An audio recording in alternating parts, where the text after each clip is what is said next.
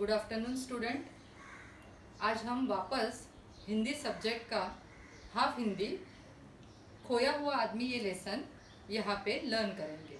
देखो, कई वर्षों की बात है। अभी खोया हुआ आदमी मतलब जो आदमी गुम हो जाता है, इसीलिए गांव वाले उसका नाम रखते हैं खोया हुआ आदमी, क्योंकि उस आदमी की याददाश्त चली जाती है और वो अपना नाम तक बता नहीं पाता है। इसीलिए सारे गांव वाले उसको क्या कहते हैं, खोया हुआ आदमी। ओके, अभी यहाँ पे गद्य संबंधी ऐसा एक पैरा दिया है, वो पहले मैं पढ़ती हूँ ताकि तुम लोगों को इस पूरे के पूरे लेसन की समरी समझ में आए। प्रस्तुत वर्णनात्मक कहानी में खोया हुआ आदमी के माध्यम से लेखक ने समाज में व्याप्त ऊंच नीच, अमीर गरीब, जाति पाति, कास्ट डिस्क्रिमिनेशन आदि कुरीतियों को भुला देने के लिए प्रेरित किया है। कुरीति मतलब क्या है? बुरी परंपरा, बुरी पद्धत। इस कहानी से यह ज्ञात होता है कि अपने अच्छे कार्यों से कोई भी आदमी, पशु पक्षी, मानव सबसे आदर प्राप्त कर सकता है। यहाँ लेखक ने सभी को सौहार्द से रहने की सीख प्रदान की है। सौहार्द मतलब क्या है? प्रेम से, बहुत अच्छी तरीके से एक दूसरे के साथ हमें रहने को आना चाहिए और लोगों को अपनी ऊर्जा सकारात्मक काम में लगाने को कहा है। सबसे इम्पोर्टेंट लाइन, लोगों को अपनी ऊर्जा सकारात्मक काम में लगाने को कहा है। मतलब क्या कि पॉजिटिव थिंकिंग हमारे मन में होना बहुत ज़रूरी है। अभी मैं लेसन पढ़ती हूँ, ध्यान देना बराबर से। कई वर्षों की बात है, एक पुराना गांव था। एक आदमी न जाने कहां से भटकता हुआ दूर दराज के उस गांव में आ पहुंचा। दूर दराज मतलब बहुत दूर। गांव के कुत्तों ने जब चिथड़ों में लिपटे उस अजीब आदमी को देखा तो उन्हें वह कोई पागल लगा। चिथड़े यानी बहुत ही फटे पुराने वस्त्र। वे उस पर बेतहाशा भौंकने लगे। बेतहाशा यानी बहुत जोर से। गांव के बच्चे खेल रहे थे। कुत्तों की देखा देखी गांव के बच्चे भी पूरी दोपहर उसे छेड़ते और तंग करते रहे और कुत्तों ने तो उसको हैरान कर ही दिया था, लेकिन गांव के जो छोटे बच्चे थे उन्होंने भी उसको पूरी दोपहर तंग किया। आश्चर्य की बात यह थी कि वह आदमी उन बच्चों को कुछ बोल नहीं रहा था। बच्चे उसको इतना परेशान कर रहे थे, तंग कर रहे थे, फिर भी वो आदमी बहुत अच्छा था, उसने बच्चों को कुछ भी नहीं कहा। संयोग से किसी भले आदमी ने गांव के बच्चों को उस पर पत्थर फेंकते हुए देख लिया। संयोग से मतलब उस खोए हुए आदमी का नसीब अच्छा था कि किसी भले आदमी ने उसके ऊपर पत्थर फेंकते हुए देखा। जब वह भला आदमी उस आदमी के करीब गया तो उसके चेहरे पर मौजूद खोएपन के भाव के बावजूद उसे उसमें गरिमा के चिन्ह दिखे। मतलब क्या है? जब वो आदमी उस खोए हुए आदमी के पास गया तो उसे तुरंत समझ में आ गया कि बेचारे की स्मृति पूरी की पूरी चली गई है और इसीलिए वो ऐसे इधर उधर भटक रहा है। लेकिन फिर भी उसके चेहरे पर क्या थी? एक गरिमा थी। यानी क्या था? एक तेज था, एक सम्मान था कि वो पागल नहीं था। ऐसे उस आदमी को क्या हुआ? समझ में आया यह आदमी पागल नहीं हो सकता। उसने सोचा। गांव के उस आगंतुक भले व्यक्ति ने उस आदमी से उसका नाम पता पूछा, पर वह कोई उत्तर नहीं दे सका। वह केवल इतना बोल पाया, शायद मैं खो गया हूँ। मतलब उसके बारे में, जैसे छोटा बच्चा कहाँ पे गुम हो जाता है तो सबसे पहले उसको उसका नाम पूछते, पता पूछते, उसी तरह से उस आदमी ने भी क्या किया? उस आदमी को नाम पता पूछा। लेकिन उस आदमी ने सिर्फ और सिर्फ इतना ही बताया, मैं खो गया हूँ।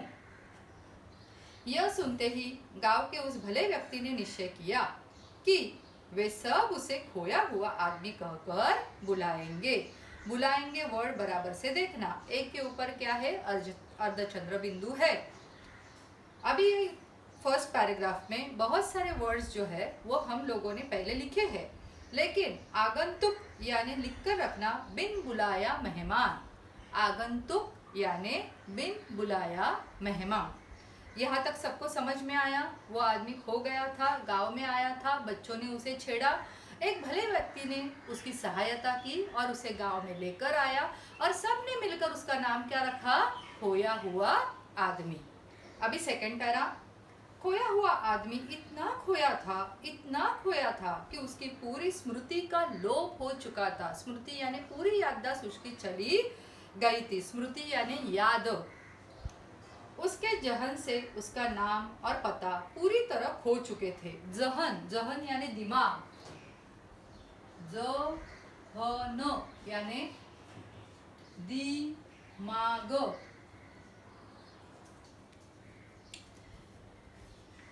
न उसे अपनी जाति पता थी न अपना धर्म, लेकिन अपने खोएपन में भी उसे परिचित जैसा कुछ था जो उसे अपना सा बना रहा था। लिहाजा जब उसे गांव के अन्य लोगों के पास ले जाया गया तो उसे देखते ही सभी एक स्वर में बोल उठे, अरे यह खोया हुआ आदमी तो बेहद अपना सा लग रहा है। लेकिन वो खोया हुआ आदमी इतना अच्छा था, व्यवहार उसका इतना अच्छा था, उसकी बोली इतनी अच्छी थी कि सभी लोगों को लगा शायद ये हमारे जैसा ही एक है, हम लोगों में वो क्या हो सकता है, घुल मिल सकता है। उन्होंने उसे अपने गांव में रख लेने का फैसला किया। वह आदमी भी उस गांव में रहने के लिए तैयार हो गया। अभी सारे लोग भी उससे अच्छा व्यवहार कर रहे थे, उसको समझ रहे थे, तो वो आदमी को भी उस गांव में रहना अच्छा लगा। खोए हुए आदमी की आवाज़ बहुत मधुर थी। कभी कभी वह अपनी सुरीली आवाज़ में कोई पुराना गीत गाता। उस गांव की गाय भैंसे उसके गीत की स्वर लहरियों से मंत्रमुग्ध होकर ज़्यादा दूध देने लगती।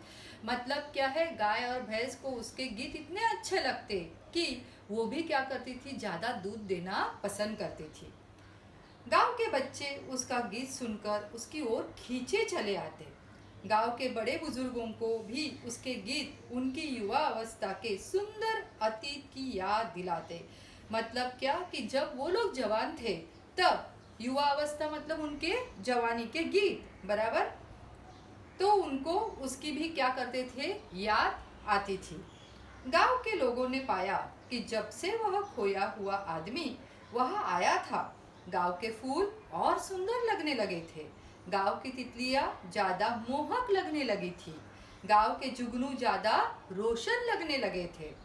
गांव के बच्चे भी अब ज्यादा क्या हो गए थे, खुश रहने लगे थे, क्योंकि बच्चों को वह सम्मोहित कर देने वाले कमाल के गीत सुनाता था। सम्मोहित करना यानी मन को भाना। देखो यहाँ पे उन्होंने जो पूछा है, बताया है, उसके ऊपर बहुत सारे क्वेश्चन के आंसर आएंगे।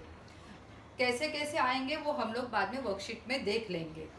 अभी ये पैराग्राफ में उन्होंने क्या बताया है कि जैसे ही वो क्या करता था, उसकी जो आवाज़ थी वो बहुत मधुर थी, इसलिए जब वो गीत गाता था तब वो गीत से क्या होता था, गाय और भैंस ज़्यादा दूध देने लगती। बड़े बुजुर्गों को उनके जवानी में उन्होंने जो गीत सुने थे, अच्छे गीत सुने थे, वो उनको याद आने लगते। बच्चे उनका गीत सुनकर उसकी ओर खींचे चले आते थे और ये हो गया गीत का परिणाम, बराबर।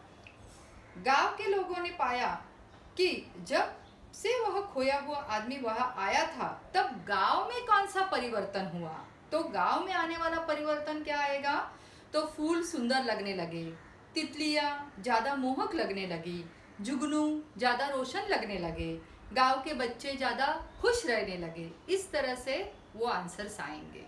ओके।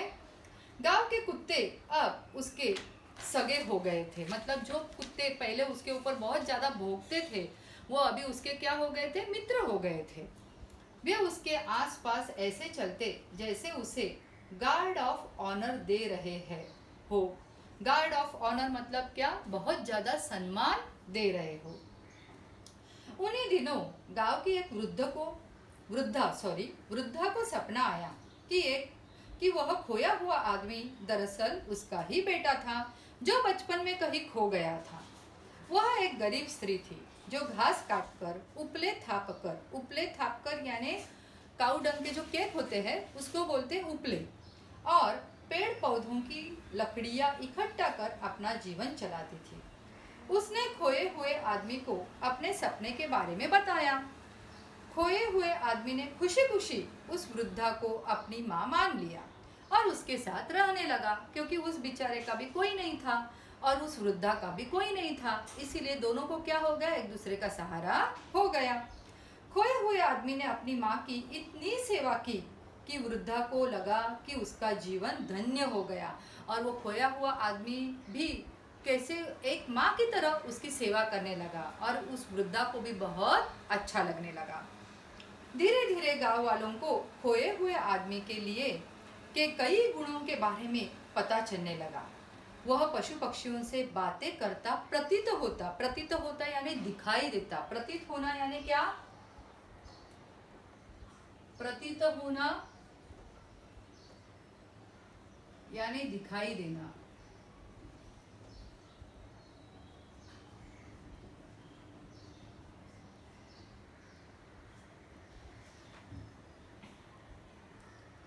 लगता था जैसे वह पशु पक्षियों की भाषा जानता हो।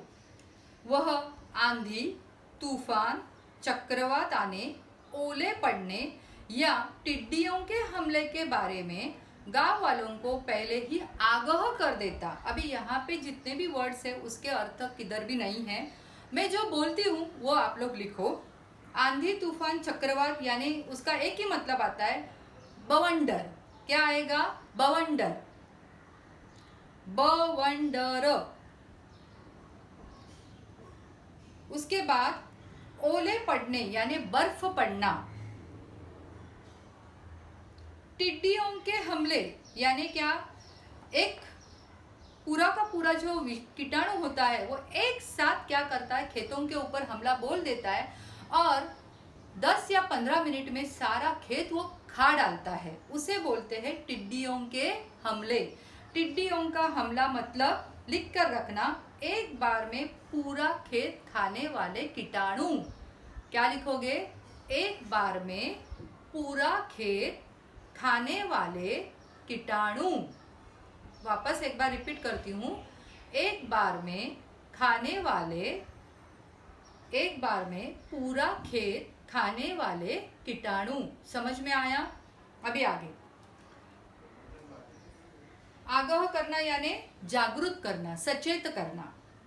उसके भविष्यवाणी के कारण गांव वाले मुसीबतों से बच जाते। जब एक बार गांव में सूखे की स्थिति उत्पन्न हो गई तो खोए हुए आदमी ने आकाश की ओर मतलब आकाश की तरफ देखकर न जाने किस भाषा में किस देवता से प्रार्थना की। कुछ ही समय बाद गांव में मूसलाधार बारिश होने लगी। सूखी प्यासी मिट्टी तृप्त हो गई यानी शांत हो गई।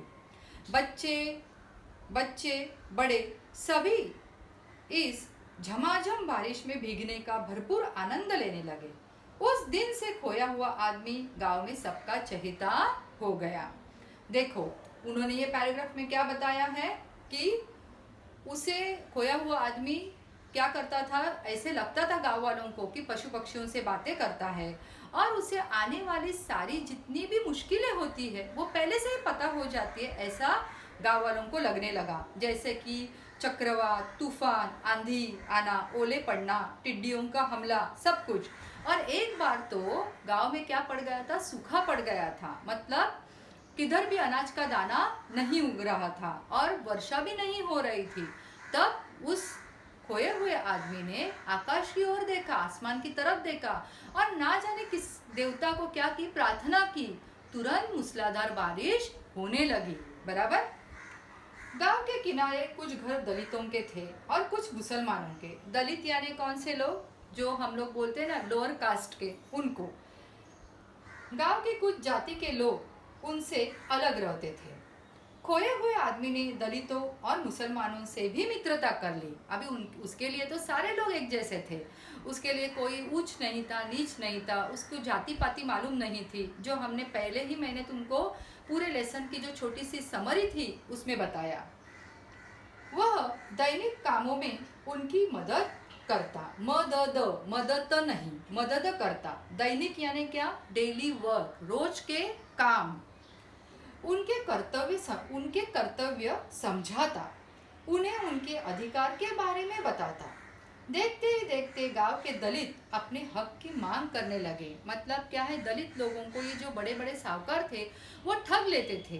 तो खोए हुए आदमी ने उन्हें वो सब समझाया कि ये ज़मीन आपकी है, इसमें आने वाले सारे जो अनाज है वो आपका है, पैसा आपका है, तो आप उसका क्या करो, अच्छी तरह से क्या करो, विनियोग करो। तो ये समझाने के बाद दलित लोगों को भी समझ में आया कि हमको ये बाकी के लोग क्या कर रहे हैं, फंसा रहे हैं। तो देखो आगे धीरे हाँ, समझाने का असर हुआ और धीरे धीरे दलितों का शोषण बंद हो गया। शोषण बंद हुआ मतलब उनके ऊपर के अत्याचार क्या हो गए, कम हो गए, क्योंकि उनको पता चला कि हमें हमारे मेहनत का मुआवजा कैसे मिलेगा। आपसी भाईचारा भी बढ़ने लगा। गांव के सभी जाति धर्म के लोग, हिंदू और मुसलमान, मिलजुल कर ईद और होली दिवाली भी मनाने लगे। इस तरह गांव में सांप्रदायिकता और जातिवाद को दूर करने में खोए हुए आदमी ने महत्वपूर्ण भूमिका निभाई। सांप्रदायिकता मतलब क्या है कि कुछ भी, किसी भी तरह का, अभी उन लोगों में क्या नहीं था, जाति भेद नहीं था, धर्म भेद नहीं था। हाँ, इस तरह से उन्होंने क्या किया, सारे लोगों को एक साथ मिलजुल कर रहने के लिए उन्हें खोए हुए आदमी ने क्या किया, कोशिश की थी और वो उसकी बहुत तरीके से सफल भी हुई। सभी प्रकार के झगड़े टंटे समाप्त हो गए। यदि कोई विवाद यानी झगड़ा होता भी तो बैठकर वे आपस में निपटा लेते। मतलब क्या, बैठकर क्या करते थे, हाँ चलो बाबा हम लोग बैठकर क्या करेंगे, इस डिफिकल्ट सिचुएशन का हल निकालेंगे, सॉल्यूशन निकालेंगे। समझ में आया ये पैराग्राफ में क्या बताया है। कुछ घर क्या थे, दलितों के थे, कुछ घर मुसलमानों के थे। बाद में मुसलमानों के साथ हिंदू बात नहीं करते थे और दलितों को बड़े लोग जो थे, अच्छे अपर कास्ट वाले लोग थे, वो उनको मानते नहीं थे। तो ये खोए हुए आदमी ने क्या किया, उन सारे लोगों के बीच की दूरियां क्या की, मिटा दी और सारे लोगों में क्या किया, एक बहुत अच्छा वातावरण उसने तैयार किया। ये इस पैराग्राफ में बताया है। आगे, उसके आने से गांव में एक और बदलाव आया। पहले गांव में स्त्रियों की दशा ठीक नहीं थी। देखो हाँ, खोए हुए आदमी ने स्त्रियों को अपने अधिकार के लिए लड़ना सिखाया। मतलब क्या है, आप स्त्री है इसीलिए आप जुल्म सहते ही रहोगे, ये बराबर नहीं है। आपको बड़ों का सम्मान करना ही चाहिए, लेकिन अगर बड़े आपके ऊपर कुछ अत्याचार करते हैं तो उसके खिलाफ आवाज भी उठानी चाहिए। ऐसा खोए हुए आदमी ने उनको कहा। गांव की सभी स्त्रियां पुरुषों की जातियों के खिलाफ एकजुट हो गई। जातीय मतलब जबरदस्ती, अन्याय, क्या लिखोगे, अन्याय। खोए हुए आदमी के समझाने का असर भी हुआ। धीरे धीरे स्त्रियों के विरुद्ध के अत्याचार समाप्त हो गए, उन्हें भी सम्मान मिलने लगा, वे भी बड़ों की बातों को महत्व देने लगी। ये हो गया स्त्रियों में आया हुआ परिवर्तन। आगे, इस गांव से करीबी कस्बे, कस्बा यानी छोटा सा गांव, कस्बा,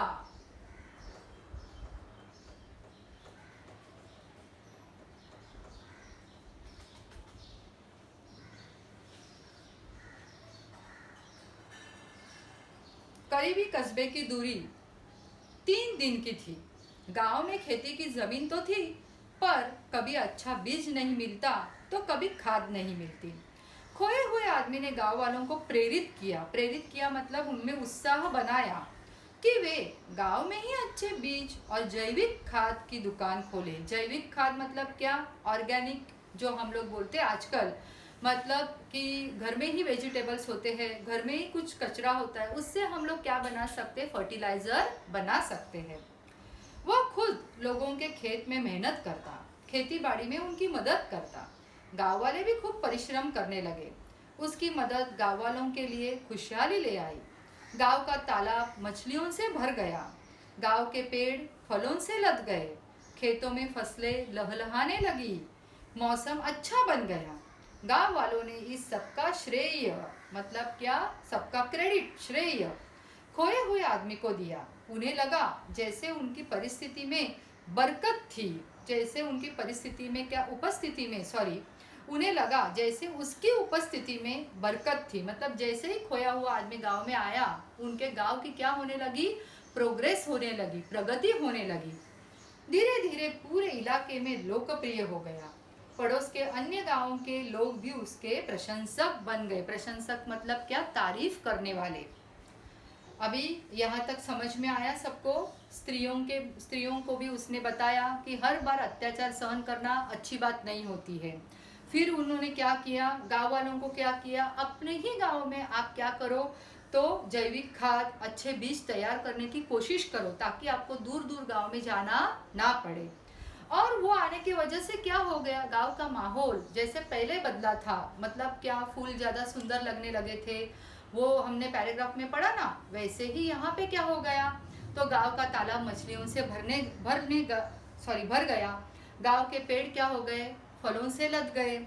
खेतों में क्या हो गई? फसलें लहलहाने लगी। मौसम अच्छा बनने लगा और सभी लोगों को ऐसे लगने लगा कि ये क्या है? खोया हुआ आदमी हमारे गांव के लिए बहुत ही अच्छा है, हमारे लिए एक गुड लक है, ऐसा उनको लगने लगा। शुरू में कुछ लोग उसे प्रश्नवाचक निगाहों से देखते थे, पर खोए हुए आदमी का चेहरा इतना विश्वसनीय और उसका व्यवहार इतना सरल और सहज था कि धीरे धीरे उसके आलोचक यानी उसके खिलाफ बोलने वाले लोग, आलोचक का मतलब लिख कर रखो, कहीं पे भी नहीं है, उसके खिलाफ बोलने वाले लोग, आलोचक भी उसके प्रशंसकों में बदल गए। मतलब क्या है? उसके खिलाफ बोलने वाले लोग भी उसकी प्रशंसा करने लगे। लोगों को लगता था कि उसके पास कोई जादुई शक्ति है जिससे वह आसानी से समस्याओं का हल ढूंढ लेता है। उनको लगता था इसके पास कुछ है, मतलब जादू है कुछ, कि वो जहाँ पे भी जाता था माहौल अच्छा ही बना देता था। हालांकि खोए हुए आदमी ने हमेशा इस बात का खंडन किया, लेकिन खोए हुए आदमी ने कभी भी उनकी बात मानी नहीं कि मेरे वजह से कुछ हो रहा है। वो हर सफलता को गांव वालों के कठिन परिश्रम का परिणाम बताता था। वो हमेशा बोलता था कि मैंने तो सिर्फ आपको राह दिखाई, लेकिन उस राह पर चलने का काम आप लोगों ने किया। इसका मतलब उसका पूरा श्रेय आपको ही जाता है। वो लोगों से कहता, आप सबके पास भी बड़ी शक्तियां हैं। सबसे इम्पोर्टेंट प्यारा फुल तुम्हारे लेसन में से, आप सबके पास भी बड़ी शक्तियां हैं। खुद को पहचानो, अपनी ऊर्जा को रचनात्मक और सकारात्मक कामों में लगाओ, जुड़ो और जोड़ो। देखो उसने क्या बोला कि आपके पास भी ये सारी शक्ति है और आपको खुद को सिर्फ पहचानना है। अपनी ऊर्जा मतलब अपनी एनर्जी को रचनात्मक यानी क्रिएटिव वर्क और सकारात्मक यानी पॉजिटिव थिंकिंग इसमें लगाओ, जुड़ो और जोड़ो। मतलब क्या है कि आप खुद भी उसमें जुट जाओ और दूसरों को भी जोड़ने के लिए क्या करो? प्रेरित करो। इस तरह खोए हुए आदमी ने इलाके के लोगों में नया विश्वास भर दिया। लोगों में नया जोश, नया उत्साह आ गया। पर अंत में वह दिन भी आ पहुंचा। एक रात मौसम बेहद खराब हो गया। बादलों की भीषण गड़गड़ाहट के साथ आकाश में बिजली कड़कने लगी। तभी कई सूर्यों के चौंधिया देने वाले प्रकाश ने रात में दिन का भ्रम उत्पन्न किया। मतलब क्या है? जैसे कि सूरज की कभी कभी किरणें इतनी तेज होती है और वो अपने आंखों पर आ जाते हैं, तो हम लोग क्या करते हैं? ऐसे आंखें क्या करते हैं? बंद कर लेते हैं। उसी तरह से रात में इतना प्रकाश फैल गया कि बहुत सारे सूर्य एक साथ आ गए, ऐसा लगने लगा। ये क्या था? एक बहुत बड़े संकट की क्या थी? आहट थी। फिर वज्रपात जैसा भयावह गड़गड़ाहट के साथ गांव में कई बिजली गिरी। मतलब क्या? जोर से कड़कड़ाहट हुई और किधर किधर बिजली भी गिरी। अभी यहाँ पे पीछे तुमको वज्रपात का मतलब भी दिया है, तो वो आप लोग देख लेना। उसके बाद लोग अपनी सांसों की धुकी के बीच, मतलब क्या, सांसें ऐसे एकदम सहम कर बैठे थे। लोग अपने अपने घरों में दुबके हुए थे, मतलब घबरा कर बैठ गए थे। सारी रात मौसम बौराया था मतलब सारी रात मौसम खराब था। लोगों का कहना है कि उस रात गंधक की तेज गंधक यानी सल्फर की तेज गंध यानी क्या? स्मेल। सल्फर की स्मेल पूरे गांव में फैल गई थी और मकानों की खिड़कियों, दरवाजों की झुर्रियों में से घुसकर यह सभी घरों में क्या हो गई थी? समा गई थी। अगर आपको भोपाल का इंसिडेंस मालूम है कि वहाँ पे भी इस तरह का क्या हुआ था, गैस लीक हुआ था और उसके परिणाम बहुत सालों तक लोगों को भुगतने पड़े थे। बाद में पता चला कि यह शहर के कारखानों से गैस रिसाव एवं विस्फोट का दुष्परिणाम था। मतलब शहर में किधर तो गैस लीक हुई थी और उसके वजह से जो बड़ा विस्फोट हुआ था उसके वजह से वातावरण में ये सारी तब्दीलियां हुई थी, ऐसा बाद में उन लोगों को पता चला। सुबह जब मौसम साफ हुआ तब गांव वालों ने पाया कि वह खोया हुआ आदमी अब उनके बीच नहीं था, वह गायब हो चुका था। गांव वालों ने उसे बहुत ढूंढा पर उसका कोई पता नहीं चला। न जाने उसे जमीन निगल गई थी या आसमान खा गया था। मतलब क्या, ये एक मुहावरे है कि पता ही नहीं चला कि वो कहाँ गया। उसकी तलाश में आसपास के गांव में गए सभी लोग खाली हाथ लौट आए। मतलब उनको भी वो उधर भी आसपास के गांव में नहीं मिला। गांव की गलियां उसके बिना सूनी लगने लगी थी। पशु पक्षी एकदम उसके बिना उदास हो गए थे।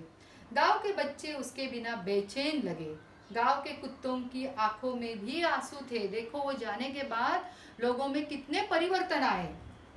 सिर्फ लोगों में भी ही नहीं, पशु पक्षी कुत्तों में भी परिणाम दिखाई देने लगे। दुखी गांव वालों ने खोए हुए आदमी की याद में उसकी एक मूर्ति बनाकर गांव के बीचों बीच स्थापित कर दी।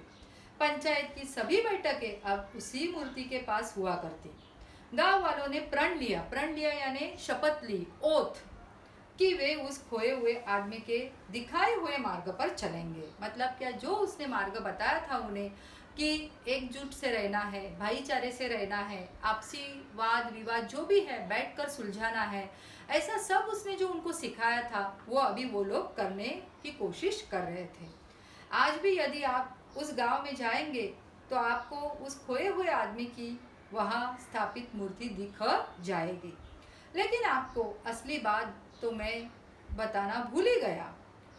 खोए हुए आदमी के गायब होने के कुछ समय बाद जब जनगणना अधिकारी जनगणना के काम से इस गांव में पहुंचे। जनगणना मतलब क्या है कि सेंसस, वहाँ पे क्या करते हैं लोग, हर घर में आते हैं, पूछते हैं कि आपके घर में कितने लोग हैं, छोटे बच्चे कितने हैं, बड़े बुजुर्ग कितने हैं, उसको बोलते हैं जनगणना। जनगणना, जन यानी लोग, गणना यानी उसका क्या है, काउंटिंग। तब किसी को भी न तो अपनी जाति याद थी न अपना धर्म याद था। किसी ने भी ऐसा नहीं बोला मैं हिंदू हूँ, किसी ने भी ऐसा नहीं बोला मैं मुस्लिम हूँ, किसी ने भी ऐसा नहीं बोला कि मैं दलित हूँ। धर्म और जाति के बारे में उनकी स्मृतियाँ उस खोए हुए आदमी के साथ जैसे सदा के लिए खो चुकी थी। काश अपने गांव शहर में भी हमें ऐसा ही खोया हुआ आदमी मिल जाता। शायद हमें भी इस तरह का कोई आदमी जो अच्छी राह दिखाता है, सच्ची राह दिखाता है, वो शायद हमें भी मिल जाए। ऐसे लेखक ने यहाँ पे क्या की है, आशा व्यक्त की है। उसके बाद ये शब्द संसार है, वो आप देख लीजिए। स्वाध्याय है ये पूरा का पूरा, वो हम लोग बाद में करेंगे। Okay, thank you.